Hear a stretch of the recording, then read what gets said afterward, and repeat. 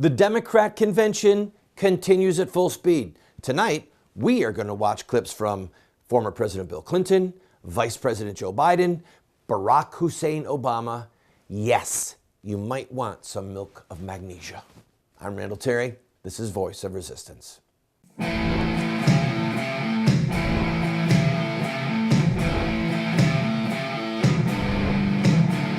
Those who forsake the law praise the wicked. Those who uphold the law resist them. Welcome to the Voice of Resistance. Here's your host, Randall Terry. Did Donald Trump commit treason? Before we watch all these video clips from the last couple days, I want to ask the question. Because once again, Donald Trump has successfully sucked the oxygen out of the room by making a reference to Hillary's emails, and the Democrat operatives are apoplectic.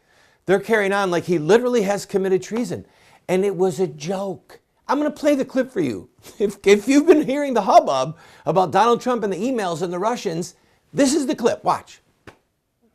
What do I have to get involved with Putin for? I have nothing to do with Putin. I've never spoken to him. I don't know anything about him other than he will respect me. He doesn't respect our president. And if it is Russia, which is probably not, nobody knows who it is, but if it is Russia, it's really bad for a different reason, because it shows how little respect they have for our country when they would hack into a major party and get everything. But it would be interesting to see. I will tell you this. Russia, if you're listening, I hope you're able to find the 30,000 emails that are missing. I think you will probably be rewarded mightily by our press. Let's see if that happens. That'll be next. Yes, sir. He's mocking the press. I'm sure that the press will reward you handsomely. He's mocking the press. They took the bait, by the way. The Democrats took the bait, and they made this a huge story. They should have just left it alone, and they couldn't help themselves. All right. Did did Donald Trump commit treason? I don't think so. I don't think he wants the Russians to help us. All right. Let's watch Bill Clinton's warm endorsement of his wife. In the spring of 1971, I met a girl. We've been walking and talking and laughing together ever since. I married my best friend. She's insatiably curious. She's a natural leader. She's a good organizer. And she's the best darn change maker I ever met in my entire life. Hillary opened my eyes to a whole new world of public service by private citizens. If you believe in making change from the bottom up, if you believe the measure of change is how many people's lives are better, you know it's hard and some people think it's boring. Speeches like this are fun. Actually doing the work is hard. How does this square with the things that you heard at the Republican convention? What's the difference in what I told you and what they said? How do you square it? You can't. One is real, the other is made up. Your only option is to create a cartoon alternative, then run against the cartoon. Cartoons are two-dimensional. They're easy to absorb. Life in the real world is complicated, and real change is hard. Earlier today, you nominated the real one.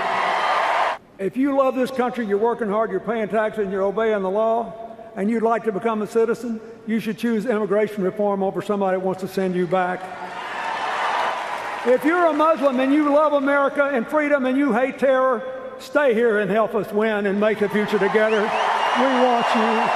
If you're a young African American disillusioned and afraid, we saw in Dallas how great our police officers can be. Help us build a future where nobody's afraid to walk outside, including the people that wear blue to protect our future.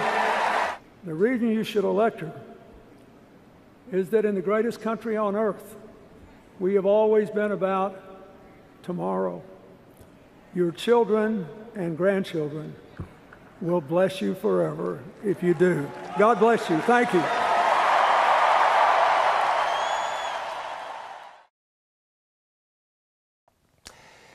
You know, what are you going to say about that whole speech? It was a man talking nicely about his wife. You just have to let it go. And if this was for most popular girl in her 60s, Hillary's going to win with that speech. But she's running for commander-in-chief, not wife-in-chief or girlfriend-in-chief and mother-in-chief. I'm going to take a break. We're going to be back with Joe Biden and Barack Obama.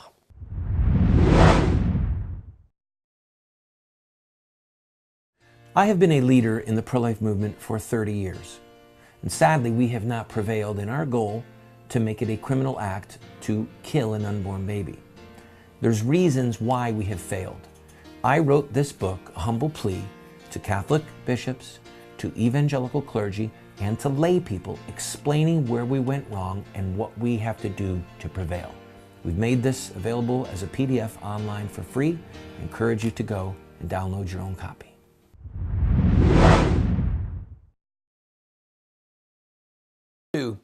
The best deceivers are those who can tell mostly truth and then a little bit of deceit, but it's the deceit that takes the whole thing off the rails. Joe Biden is about to tell some whoppers. We don't have the biggest economy.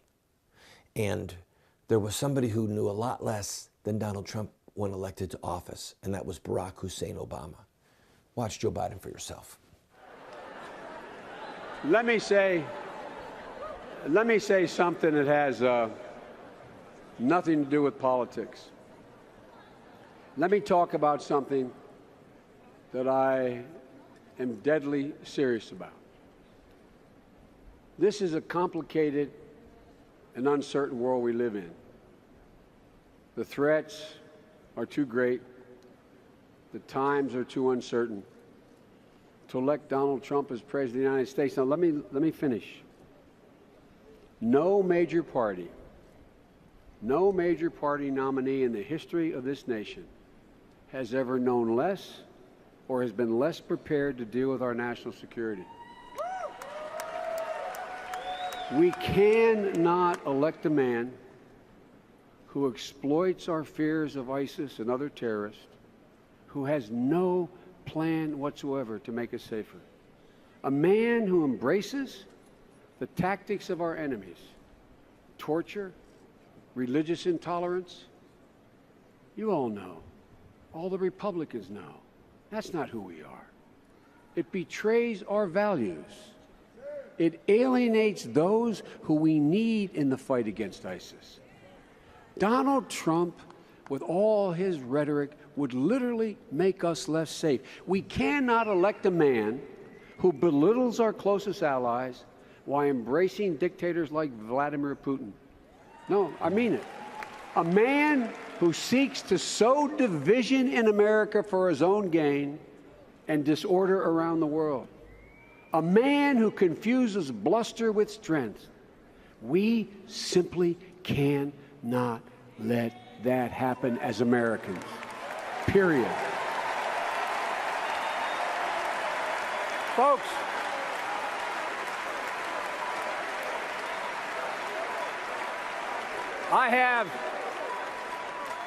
no one ever doubts I mean what I say. It's just that sometimes I say all that I mean. But folks, let me tell you what I literally told every world leader I met with, and I've met them all. It's never been a good bet to bet against America. We have the finest fighting force in the world. Not only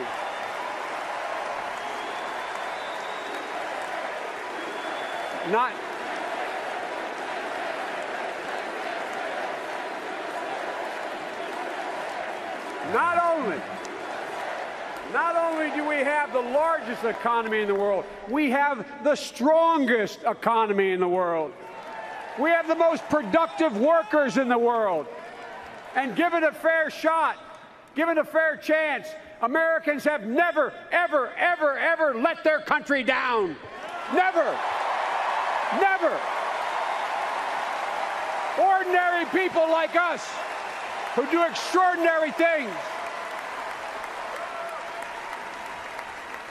We've had candidates before who attempted to get elected by appealing to our fears, but they've never succeeded because we do not scare easily. We never bow. We never bend. We never break when confronted with crisis. No, we endure, we overcome, and we always, always, always move forward. That's why I can say with absolute conviction, I am more optimistic about our chances today than when I was elected as a 29-year-old kid to the Senate. The 21st century is going to be the American century because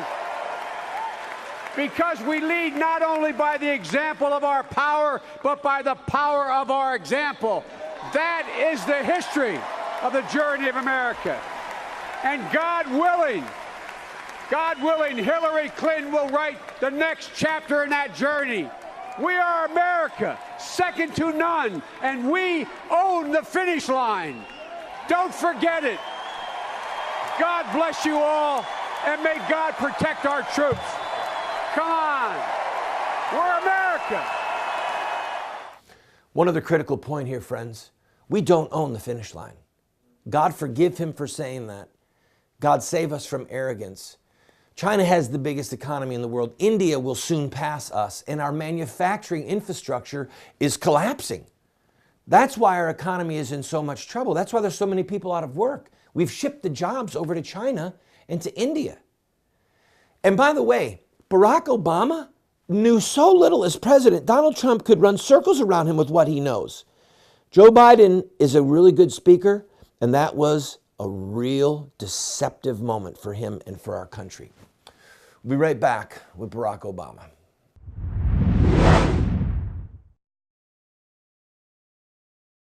In social revolution, peaceful social revolution, there are rules. And those rules have been established by social revolutions of the past, and the Christian community in America has failed to obey a lot of those rules, and that's why we keep losing.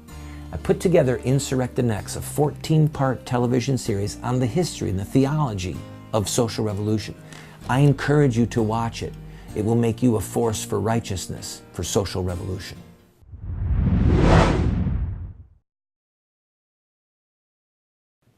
Discernment.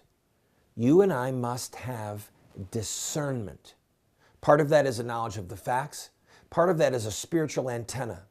I'm going to play a long clip from Obama's speech last night, now and then in the fourth segment. People are saying, Randall, why are you doing this? Because we need to know what people are saying, what our president is saying. We need to understand their strategy. I believe that Obama is an evildoer. And he opens up the segment we're going to play, talking about things that are pernicious, mocking. So this is where you need discernment, friends. What you're about to see is an incredible act of deceit and mockery of righteousness and justice and a bait and switch. He's baiting and switching. There are pernicious things going on in this country, and Obama has been at the tip of the spear, and yet he mocks us who think that there is something pernicious going on, and then says how great his grandparents were that raised him with these great values. Watch this for yourself. People who tell us that our way of life is being undermined by pernicious changes and dark forces beyond our control. They tell voters there's a real America out there that must be restored. This isn't an idea, by the way, that started with Donald Trump. It's been peddled by politicians for a long time, probably from the start of our republic. And it's gotten me thinking about the story I told you 12 years ago tonight about my Kansas grandparents and the things they taught me when I was growing up. See, my grandparents, they came from the heartland. Their ancestors began settling there about 200 years ago. I don't know if they had their birth certificates, but they were there. And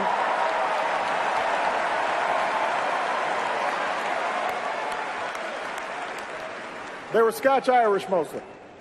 Farmers, teachers, ranch hands, pharmacists, oil rig workers, hardy, small-town folk. Some were Democrats, but a lot of them, maybe even most of them, were Republicans. Party of Lincoln. And my grandparents explained that folks in these parts, they didn't like show-offs. They didn't admire braggarts or bullies. They didn't respect mean-spiritedness or folks who were always looking for shortcuts in life. Instead, what they valued were traits like honesty and hard work, kindness, courtesy, humility, responsibility, helping each other out. That's what they believed in. True things. Things that last. The things we try to teach our kids. And what my grandparents understood was that these values weren't limited to Kansas. They weren't limited to small towns. These values could travel to Hawaii. They could travel even to the other side of the world, where my mother would end up working to help poor women get a better life, trying to apply those values. My grandparents knew these values weren't reserved for one race. They could be passed down to a half Kenyan grandson or a half Asian granddaughter. In fact, they were the same values Michelle's parents, the descendants of slaves, taught their own kids living in a bungalow on the south side of Chicago. They knew these values were exactly what drew immigrants here. And they believed that the children of those immigrants were just as American as their own. Whether they wore a cowboy hat or a yarmulke, a baseball cap or a hijab.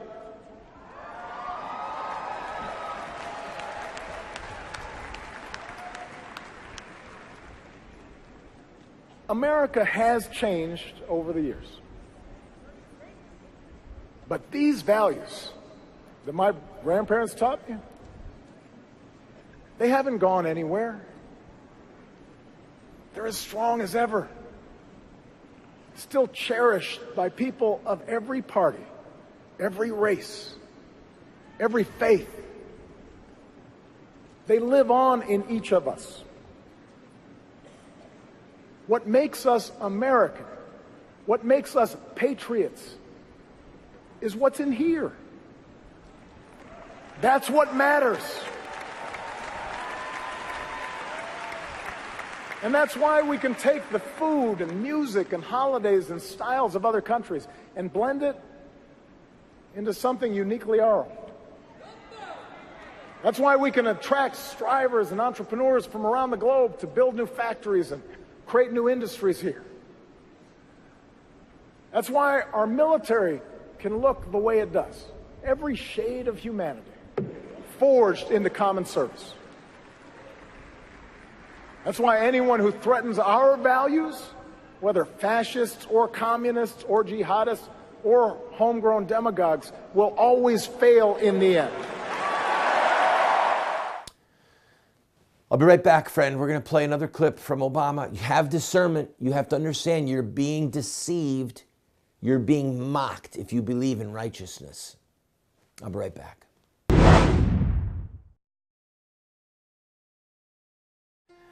It took me 14 years to write it.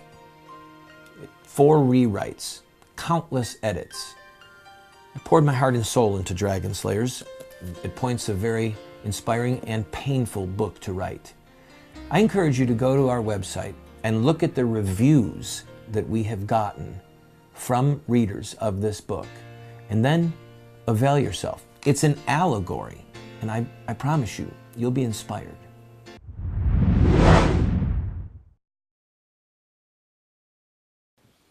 I do not want to insult viewers. I don't want to insult anyone.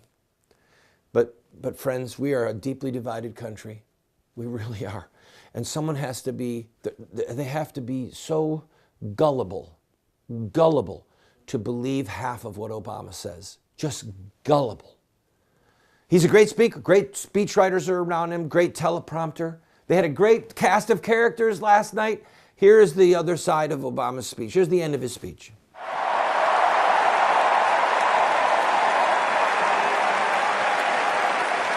That is America. That is America. Those bonds of affection, that common creed. We don't fear the future, we shape it. We embrace it as one people, stronger together than we are on our own. That's what Hillary Clinton understands. This fighter, this stateswoman, this mother and grandmother, this public servant, this patriot, that's the America she's fighting for.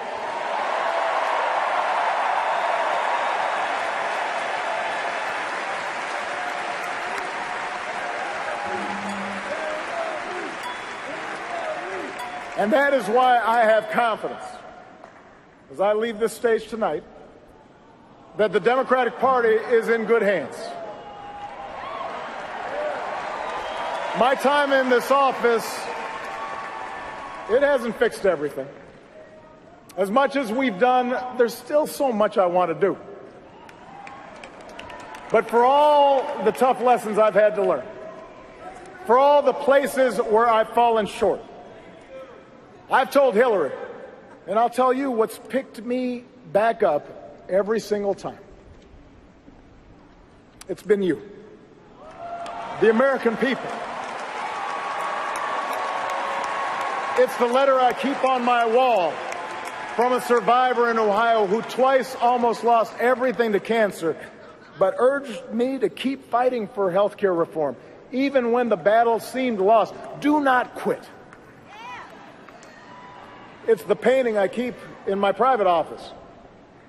A big-eyed green owl with blue wings, made by a 7-year-old girl who was taken from us in Newtown, given to me by her parents so I wouldn't forget.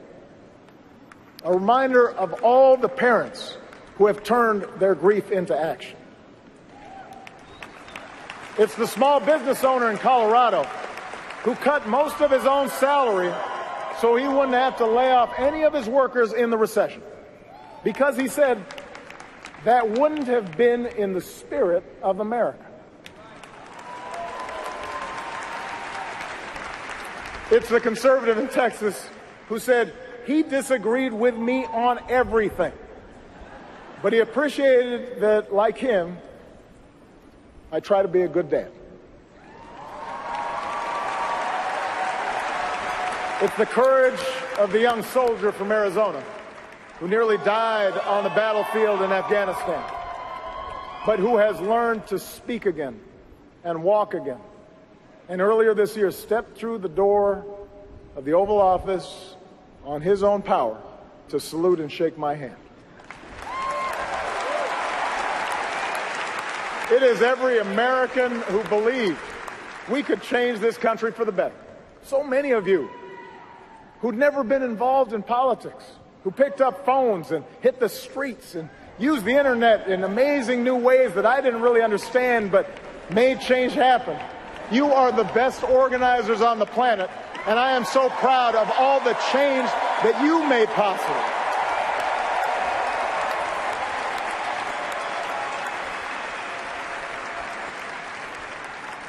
Time and again, you've picked me up. And I hope sometimes I picked you up too. And tonight, I ask you to do for Hillary Clinton what you did for me. I ask you to carry her the same way you carried me.